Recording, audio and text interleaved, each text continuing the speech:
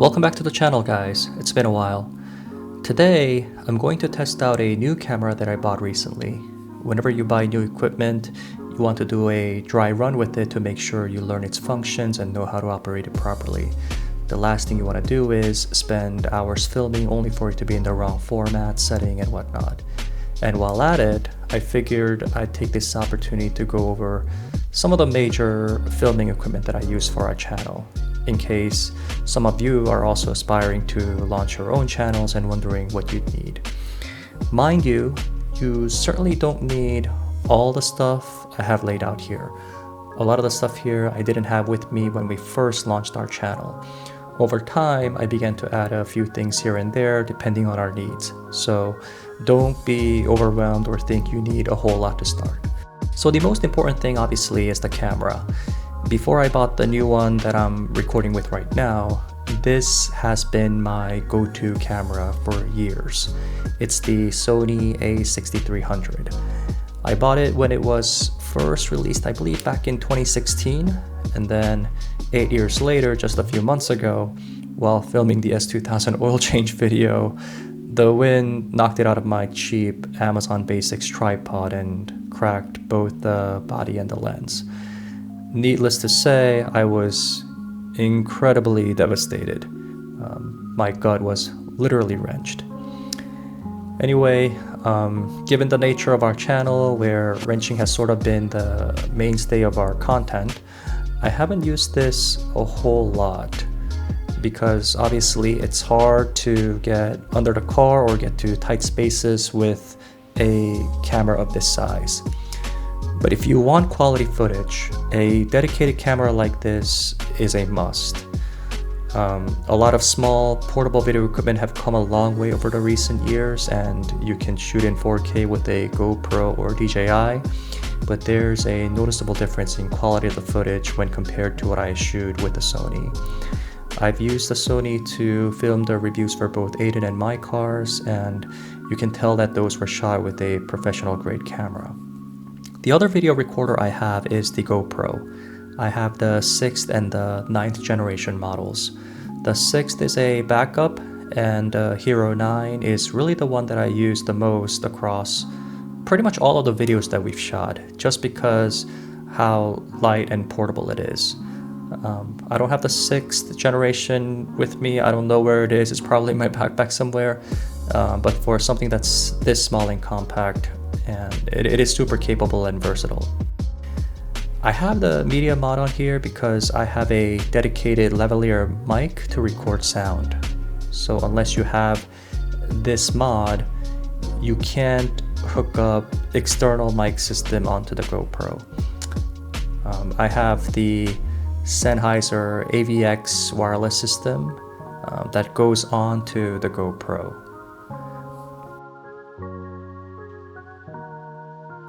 And usually the way that you can set up is that you have this transmitter go on top of the GoPro, mounted like this, and then you have the 3.5mm jack going into the media mod. So this is basically how the setup looks like almost every single time that I shoot with a GoPro. So I'll have a stick to mount the GoPro to, and then shoot it like this, and obviously we'll have the main body attached to Aiden, and then he'll speak into this lavalier mic to record sound.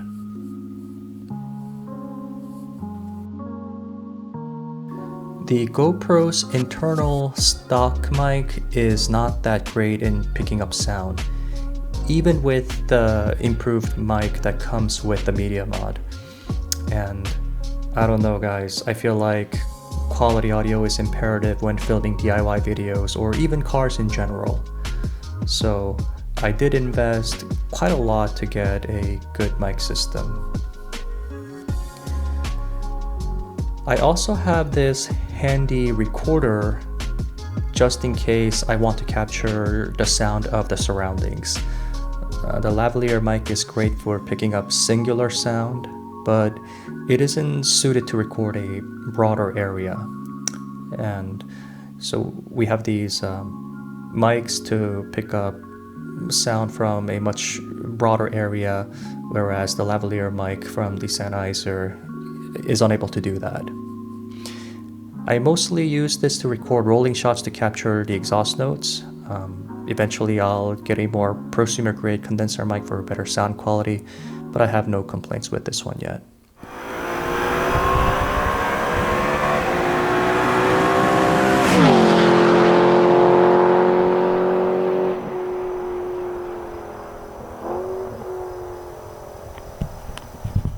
The other important one is the gimbal to stabilize the Sony camera. This is a necessity in my opinion for any type of videography. The action cameras like the GoPros come equipped with internal stabilizer that works really well, but that's not the case with the Sony. I bought one from Zhiyun back in 2016 when I bought the A6300. That was my first gimbal stabilizer, but when I upgraded my camera recently to replace the A6300, I also upgraded the gimbal and got myself the DJI RS3. And man, let me tell you, the gimbals have come a long way over the past 8 years. It's so much easier to set up and operate.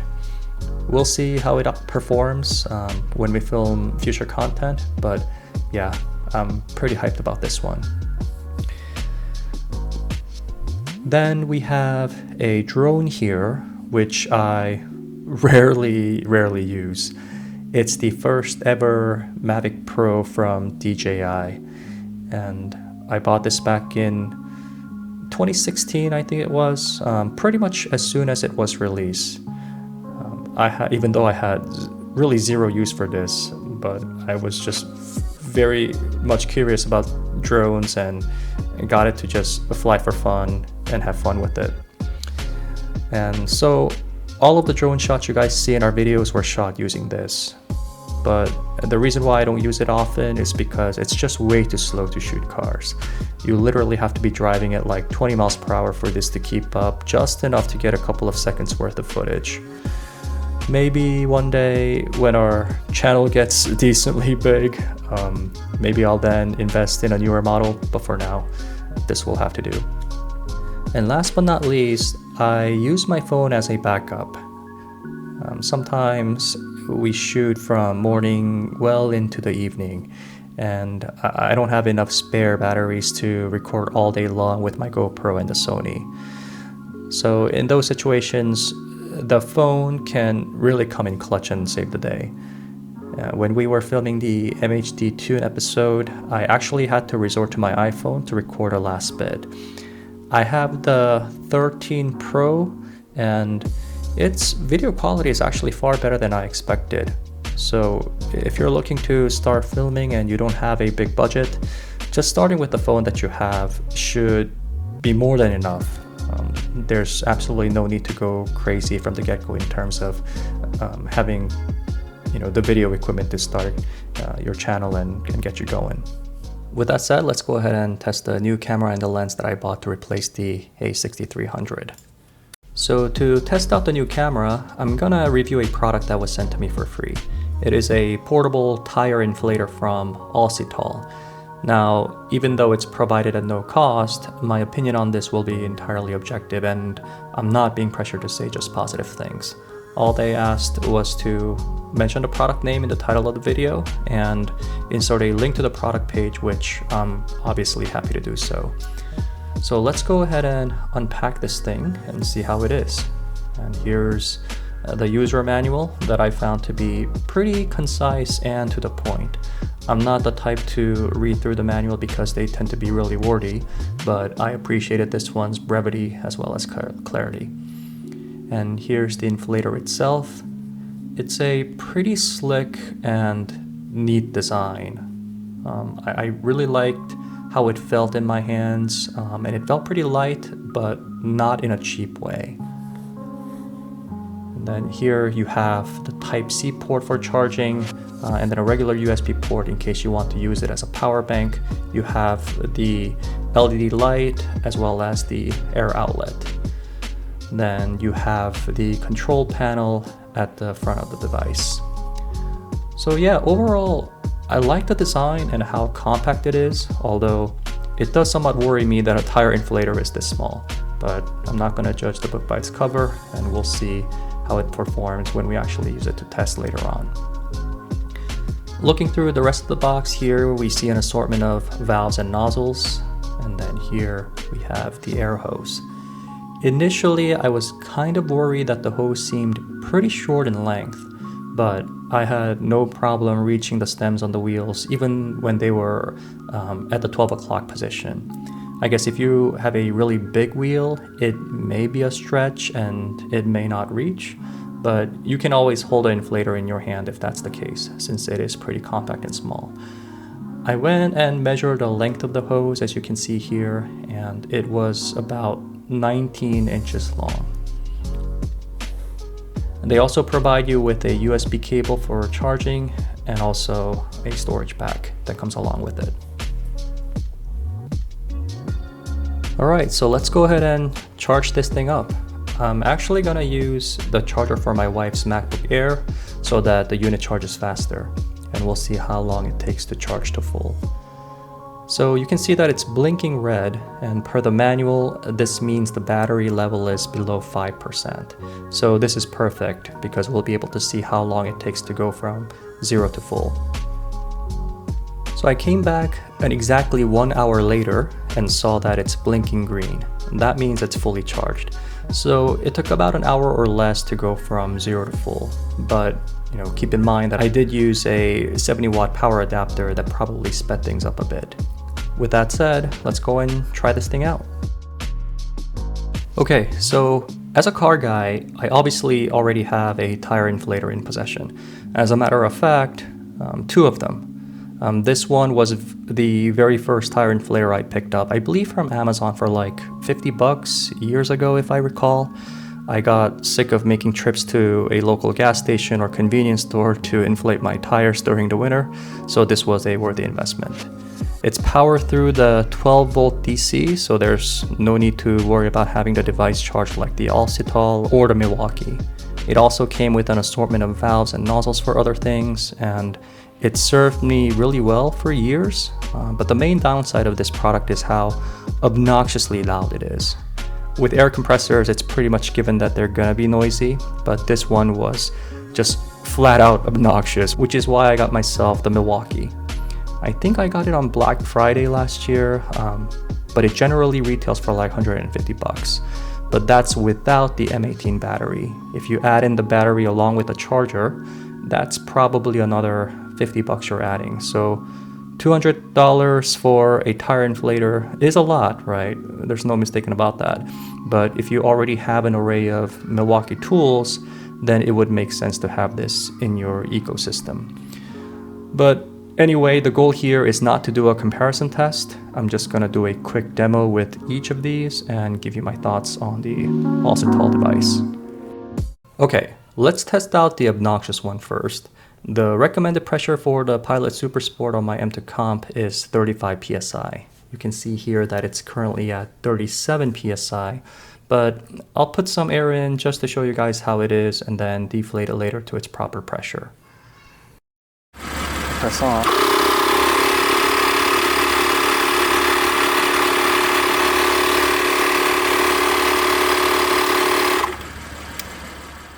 It can also flash warning and has a pretty bright LED bulb for darker situations, which can come in pretty handy if you're stranded in the middle of the road or side of the road. So that's it. Pretty simple. It's just obnoxious, like I said. Next is the Milwaukee. The tire is currently at 36 psi, and I'm gonna add 2 psi to it.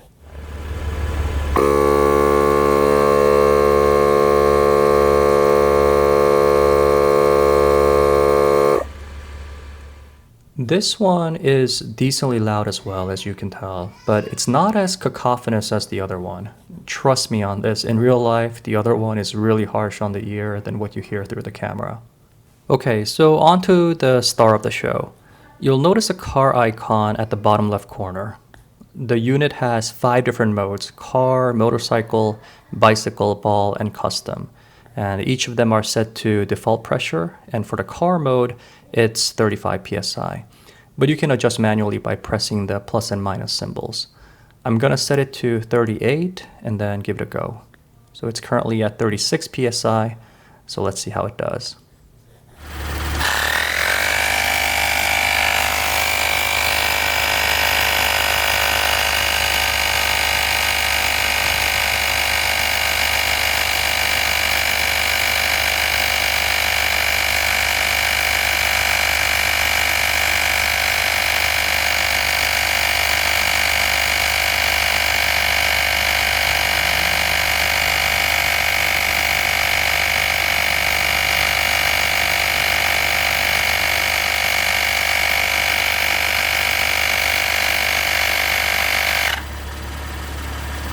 Well, there it is. Not too bad. It's by far the quietest out of the three and pretty tolerable in terms of its noise. It also has the LED light function, but the lumen output isn't that impressive, to be honest. But it's enough to help you find the stem if you don't have access to light in darker situations. It can also flash warning in white and red, but I just don't think it's strong enough and big enough to be blatantly noticeable, which is what you want from this function if you're stranded in the middle of the road at night. One thing I did notice though is how long it took to add 2 psi to the tire.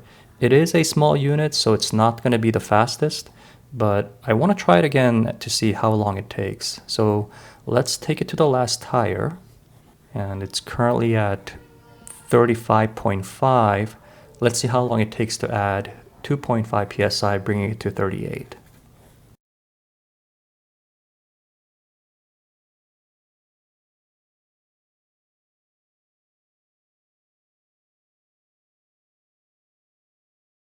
That took exactly 1 minute, I think. Not painfully slow, but not that fast either. And I'm kind of curious how fast the Milwaukee is, because I think it was a lot faster when we did the other tire. So let me bring that and test it out. The Milwaukee is reading the pressure at 38 psi. So hey, I guess that's good news, right? The good news is that the Auxito is pretty accurate with its sensor. So what we're going to do now is we're going to take out the air all the way down to 35 psi and see how long this thing takes to add 3 psi.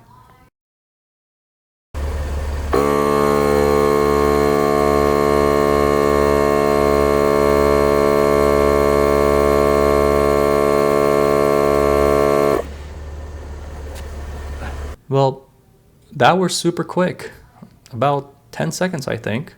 But again, this is a much larger unit, so it's going to have a greater output than the smaller Auxito. Certainly not going to fault the Auxito for being slower than this beast. Okay, so what are my final thoughts? The most important consideration is obviously the cost. On the Auxito website, the A301 retails for $79.99. But on Amazon, it's been ranging between $50 to $80. Even at its full retail price, there's no question I'd take the Auxito over the obnoxious 12-volt DC one. So let's get that out of the way. Unfortunately, the only other comparison I can make is the one from Milwaukee that's a lot more powerful and efficient. But it also costs at least twice more and much bigger in size. Because of that, I can't foresee a situation where the Milwaukee will ever leave my garage, whereas I'd be willing to take the Auxito on a road trip or even when I'm cruising with my friends. Also, the fact that I can operate it as a mobile power bank is a plus, and its compact size also makes it easier to navigate through tight spaces. So there it is, guys. If you're in need of a tire inflator, I think this product definitely warrants a consideration. Over the span of a few days I've toyed with it, I really don't have any complaints with it at all. I have the link to the product in the description, so head on over there if you want to find more information about the A301. Thanks guys as always for watching, and we'll catch you next time.